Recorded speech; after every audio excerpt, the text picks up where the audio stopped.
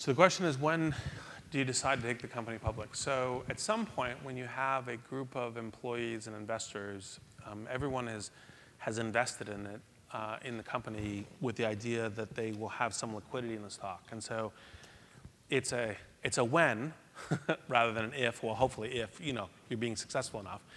The question that when you're a successful company, the question you're addressing is when.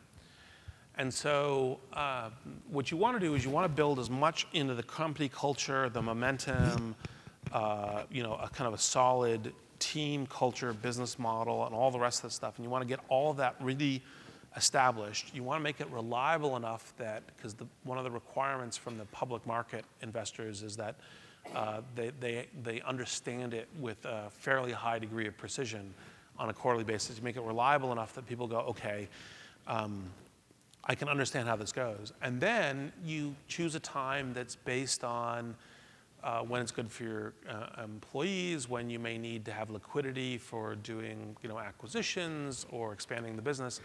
And that's kind of the logic which it goes. One of the things that's been happening more in Silicon Valley in the last 10 years is it used to be that the marketing event of going public was really critical. And so you got there as soon as you could because it was a way of kind of being presented on the stage. And probably there's a certain class of companies where that's still true for. For the consumer internet companies, because they already touch usually hundreds of millions of people, they don't use it for that as much, for that kind of marketing vehicle by which they suddenly kind of get a spotlight on the stage, as much as it's the natural timing in the progression of how you're building out the company.